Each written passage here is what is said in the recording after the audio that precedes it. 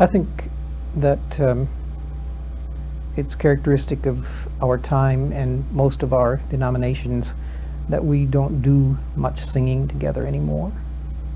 And so as a body of singers, music makers in the context of worship, we have an increasingly lesser quantity of time devoted to singing.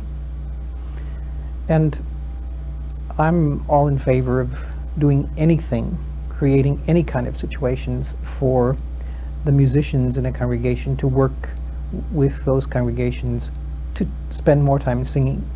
One doesn't, I suspect, make much progress by having a little one-shot attention here or there to some particular problem, but that the act of singing itself becomes a self-perpetuating kind of technique. So I think rather than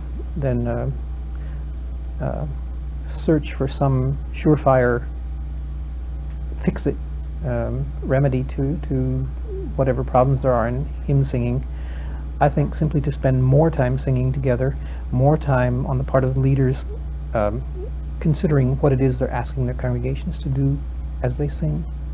And my experience is that congregations tend to follow and tend to respond when things are expected of them, musical things.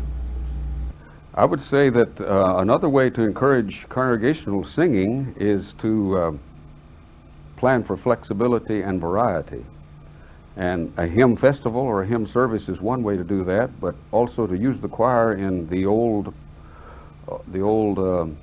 principle of alternatum praxis, alternation. I think so much congregational singing is dead and dull because we just sing the same old hymns, all the stanzas in the very same way without any variation. Simply the simple use of alternation, letting the choir sing a stanza, letting the congregation sing a stanza, or do the many things like is happening in our hymn festivals here at this conference. Men sing, women sing, left side, right side, use descants, use singing canon. There are all kinds of creative ideas that can be used. Analyze the patterns of hymns to give a cue as to how they should be sung, and the ways in which, of course, an organ can vary the accompaniment for hymn singing in reference to the narrative, the story that may be stanza by stanza in the hymn as you go through it.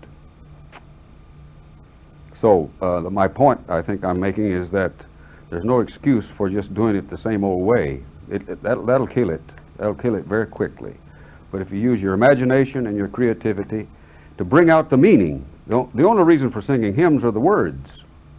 And if the music does not reinforce the meaning of the words, then it has no excuse for being.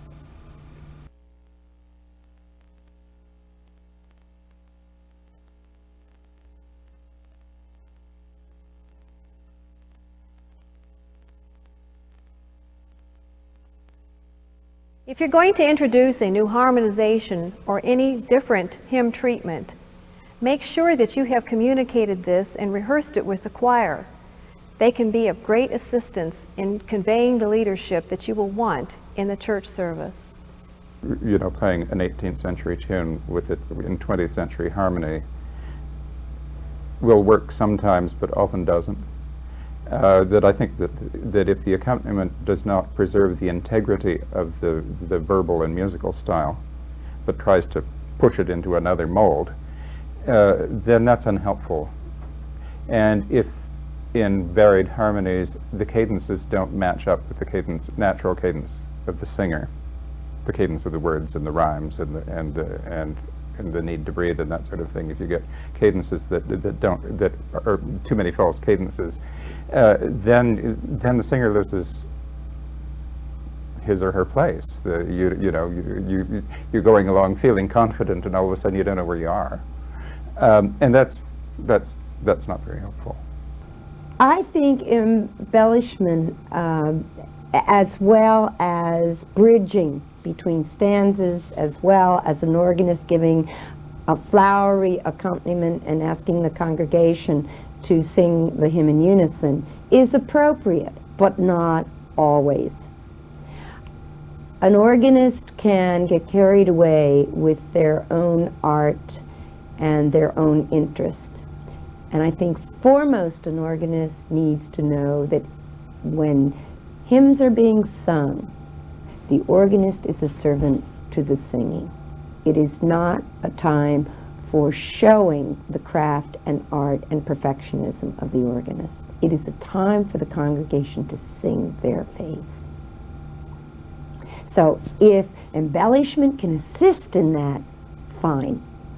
When it takes over and becomes the focus, that is not appropriate. I don't do a lot. I do some. I usually think about what's going to be helpful. If there are a lot of people who know present in the room who can sing confidently and know the music well, then I will do more elaborate intonations, or may vary the harmony more. If there aren't very many singers and those singers are feeling somewhat insecure, I try to make it as easy for them as possible, which means not changing it, because that just confuses them, or confuses many of them. I try not to rock the boat if people are insecure, but if they seem to be sailing along happily, then I will sail on happily in an apparently independent course. But it's always a judgment, not only in anticipation of what may happen, but a judgment as to what's going on while it's going on.